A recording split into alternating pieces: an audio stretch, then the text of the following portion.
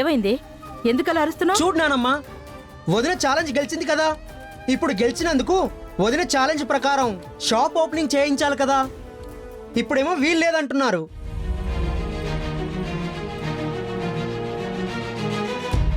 అదేంటి సుమ్మా, నువ్వన్నమాటే కదా.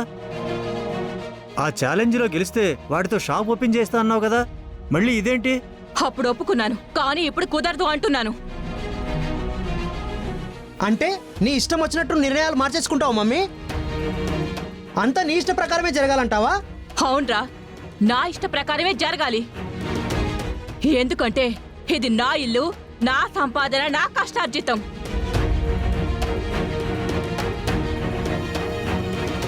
నేను పెట్టబోయే బిజినెస్ లాస్ అయితే పోయేది నా పరువు.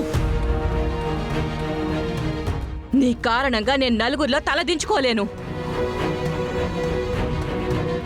దీనంతటికీ కారణం నువ్వే. నేనేం చేశానండి?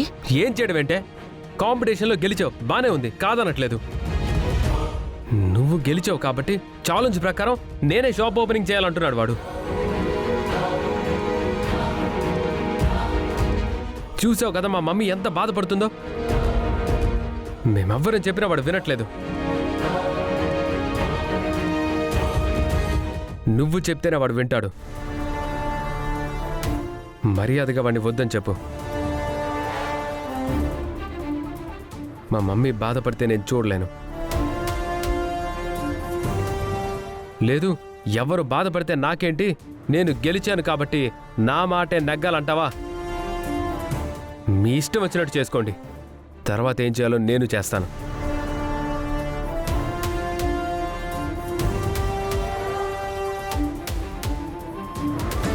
ఆంటీ ఊరుకోండి ఆంటీ, బాధపడకండి.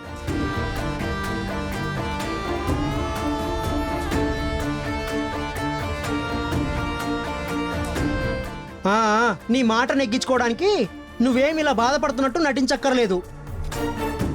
చంటి, అమ్మని పట్టుకుని ఏంటా మాటలు? లేకపోతే ఏంటోదినా, పెద్దావిడ అయ్యుండి ఇలా మాట మార్చడం కరెక్టేనా? లేదు చంటి, నువ్వు షాప్ ఓపెనింగ్కి వెళ్ళొద్దు.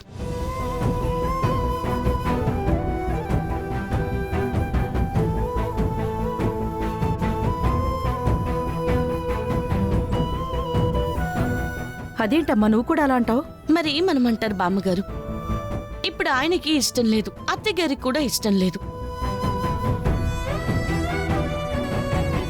బలవంతంగా మనం ఏదో ఛాలెంజ్ లో గెలిచామని చెప్పి ఓపెనింగ్ చేయిస్తే వాళ్ళని బాధ పెట్టడానిక మనం వెళ్ళేది. అందుకే వద్దు చంటి. మనం చేసే పని వల్ల మన వాళ్ళు ఆనందపడాలి కానీ బాధపడకూడదు. అది కాదు వదినా. చెప్తున్నాను కదా, వదిలేసి.